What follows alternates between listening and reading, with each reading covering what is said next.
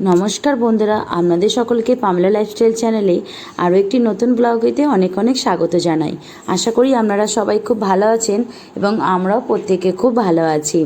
আজকে চলে এসেছি দশরের দুপুরেতে পরিবারের সকলের সাথে কিভাবে ঘরেতে বসেই মিষ্টি পাতা দই খাবেন তারই রেসিপি নিয়ে। আপনাদের দাদাভাই চলে এসেছে, তাই সেই রেসিপিটি আপনাদের সঙ্গে শেয়ার করবে বলে। দেখুন, যেন মনে হচ্ছে না যেন সন্দেশের পিস, আরে না না, সন্দেশের পিস না, মিষ্টি পাতার দই। তো এইভাবে আপনারাও যদি বাড়িতে বানাতে চান তাহলে পুরো রেসিপিটা দেখার কিন্তু অনুরোধ রইল। আর দুটো টিপস মাত্র সিগারেট ফলো করলেই বানিয়ে ফেলতে পারবেন আপনাদের দাদাভাইয়ের মতন এইরকমভাবে মিষ্টি দই। আর কোনো কিন্তু মাটির হাঁড়ি চিন্তা করতে হবে না, স্টিলেরই কোনো জিনিসেতে মানে বাটিতে আর কি বানিয়ে ফেলতে পারবেন এইরকমভাবে দই। আর দেখুন, এখানে 1 লিটার দুধ নিয়েছি। আমাদের এখানে প্যাকেটে দুধ ব্যবহার করেছি। 500 গ্রাম দিয়েছি কড়াইতে, 500 গ্রাম এই বাটিতে ঢালা হয়েছে। আস্তে আস্তে দেখতে থাকুন, কোনো জায়গায় স্কিপ করবেন না, তাহলেও একটু মিস্টেক হয়ে যেতে পারে আপনাদের। আর এখানে দেখুন, এই যে দই নেওয়া হয়েছে, দইটা কিন্তু ছাঁকনির সাহায্যে দই থেকে যে এক্সট্রা যে জল বেরোবে সেইটা কিন্তু ঝাড়তে দেওয়া হয়েছে। আর এখানে 100 গ্রাম চিনি দেখুন লাগছে, 100 গ্রাম। তো দেখুন, 100 গ্রাম মোট চিনিটা কিন্তু লাগছে পুরো টোটাল দইটা বসানোর জন্য। আর দেখেছিলেন আমাদের দইটা ঠিক কতটা পরিমাণে এসেছে। তো 1 লিটার এখানে দুধ নেওয়া হয়েছে, সেই পরিমাণে কিন্তু সব কিছু উপকরণগুলো লাগছে। আর লাগছে 10টা মতন এলাচ, ছোটো এলাচ নেওয়া হয়েছে। তো আমাদের সামনে এরকম একটা গ্লাস ছিল, তো গ্লাস দিয়ে এলাচগুলো থেঁতে করে নিচ্ছে। আপনারা চাইলে ছোটো হামালদস্তি কিংবা শিলনোড়া, যেটা আপনাদের মন মতন সেটা আপনারা করে একটু থেঁতে জাস্ট করে নেবেন। করে নিলে কি বলুন তো, খুব সুন্দর একটা স্মেলটা ভালো ছাড়বে। আর থেঁতো করেই কিন্তু আপনাদেরকে দিতে হবে, নাহলে কিন্তু মুখেতে গোটা গোটা পড়বে, ভালো লাগবে না। কি দেখুন দিয়ে দিল। এটা ভালো করে কিন্তু জাল দিয়ে দেবে। আর এই যে টক দই থেকে কিন্তু জলটা অনেকটাই ভালো ঝরে গেছে। এক্সট্রা যে জল থাকে সেটা ঝরানোর জন্য এরকমভাবে দেওয়া হয়েছে ছাঁকনিতে। আর এখানে 100 গ্রামের মতন টক দই নেওয়া হয়েছে। এই দেখুন, ভালো করে কিন্তু জাল দিতে হবে। আর এইখানে যে এটা কিন্তু দুধটা কিন্তু ঠান্ডা সম্পূর্ণ ছিল। আর এতে মেশানো হয়েছে কিন্তু 150 গ্রামের মতন গুঁড়ো দুধ। অবশ্যই কিন্তু গুঁড়ো দুধটা ব্যবহার করবেন। এখানে 150 গ্রামের মতন কিন্তু গুঁড়ো দুধটা ব্যবহার করা হয়েছিল। এরপর সবগুলোকে মানে দুধটা কিন্তু একসঙ্গে মিশিয়ে দেওয়া হয়েছে। পুরো যে 1 লিটার দুধ আর 150 গ্রাম যে গুঁড়ো দুধ, সব জিনিসটা কিন্তু এবার একসঙ্গে ভালো করে মিশিয়ে নিয়ে এবার কিন্তু ভালো করে জাল দিতে হবে। আর এই দুধের বাটিটাই ভালো করে দুধটা দিয়ে ধুয়ে আবার কিন্তু ঢেলে দিতে হবে। এখানে কিন্তু কোনো এক্সট্রা জল কিন্তু আপনারা একটুকু ব্যবহার করবেন না, আপনাদেরকে বলেই রাখছি। কোনো এক্সট্রা জল কিন্তু একদমই ব্যবহার করবেন না বন্ধুরা। 150 গ্রাম যে গুঁড়ো দুধটা দেখিলেন যে গোলা হয়েছে, কিন্তু ওই যে 500 যে ঠান্ডা দুধটা যে ওতে রাখা হয়েছিল বাড়িতে, ওতেই কিন্তু দিয়ে দেওয়া হয়েছিল। পরিমাণগুলো আপনাদেরকে সঠিকভাবে বলে দিচ্ছি, আপনারা ফলো করলে অবশ্যই এরকম বাড়িতে বানাতে পারবেন। যার দুধটা কিন্তু ভালোভাবে জাল দিয়ে নিতে হবে। আর কিন্তু দেখতে হবে নিচে না লেগে না যায়, তাই বারবার ধরে কিন্তু নাড়তে হবে। তো দই এখন বসাবার কোনো চিন্তা নেই। এই ভিডিওটি দেখলে আশা করি আমি আমার বন্ধুদেরকে অনেকটা সাহায্য করতে পারলাম। আর এই ভিডিওটি দেখলে আশা করি সবাই কিন্তু বানাতে পারবেন। এবার ক্যারামেলটা রেডি করার জন্য দেখুন, একটি ছোটো স্টিলের বাটিতেই নিয়ে নিয়েছি চিনিটা 3 থেকে 4 চামচের মতন চিনি নেওয়া হয়েছে।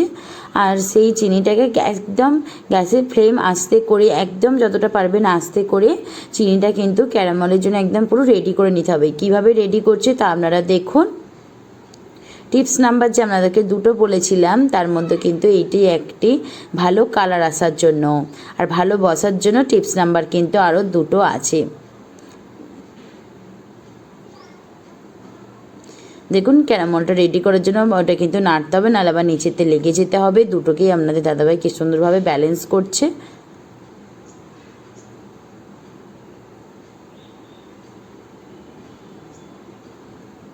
ক্যারামেলটা কিন্তু অবশ্যই লাগবে, ভালো একটি সুন্দর যে কালারটা আসবে, তো এই দ্বারাতে খুব সুন্দর ভালো কালারটা চলে আসবেই। দেখুন আপনাদের সামনে কালারটা কতটা হালকা হালকা একটু চেঞ্জ হতে শুরু করে দিয়েছে চিনির কালারটা। দেখুন হালকা ব্রাউন কালার হতে যাচ্ছে। ওতে কিন্তু একটুকু জল দেওয়া চলবে না। আবারও বলে দিচ্ছি, চিনিতে ক্যারামেলটা যে রেডি করছেন আপনারা দেখতেই পেলেন আমাদের দাদাভাই কিন্তু একটুকু জল দেয় না ওতে।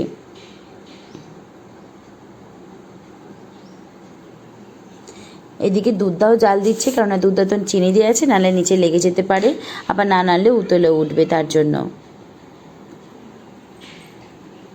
দেখুন চিনিটা কতটা সুন্দর কালারটা পরিবর্তন হয়ে গেল।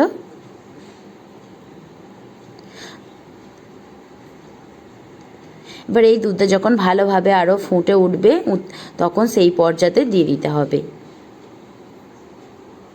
এটার জন্য খুব সুন্দর কালার আসে, খুব সুন্দর দেখতে ভালো লাগে। দেখবেন একটু লাল লাল কালারের টাইপের হয়, তো এই কারণের জন্য।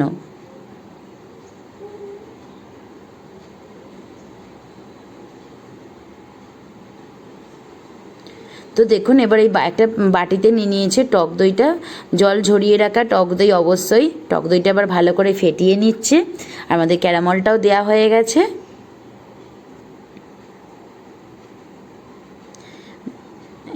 জল ঝরানো টক দইটা ভালোভাবে ফেটিয়ে নিয়ে চলে এসেছে।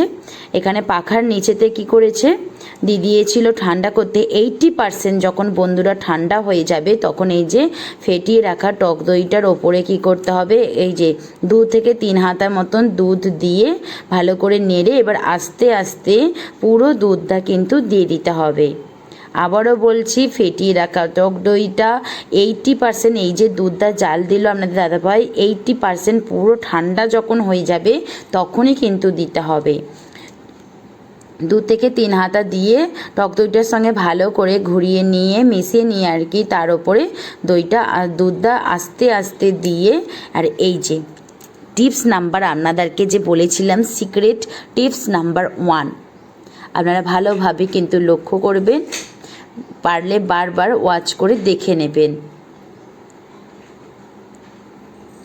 দেখুন টিপস নাম্বার 1 কত সুন্দরভাবে এই যে চটের যে থলেগুলো হয়, আপনারা কখনোই সিমেন্টের থলে নেবেন না, চটের থলের একটা তার গরমটাই আলাদা হয়। তো যেই পাত্রে বসাবেন সেইটাই কিন্তু দেখুন আমরা ওতেই বসিয়েছি।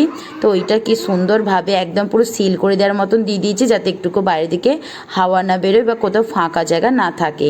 তো এইটা আমরা ওভারনাইট রেখেছিলাম। তো আমরা যদি দিনের বেলা করেন, ম্যাক্সিমাম বলবো ওইতে ওরকমভাবে 10 ঘন্টা রাখতে। একটা সেপারেট জায়গা করে নিন, যেই কর্নারটা আপনারা আর কোথাও সরাবেন না, ওই জায়গাটার ব্যবহার হবে না, সেরকম জায়গাতে রেখে দেবেন।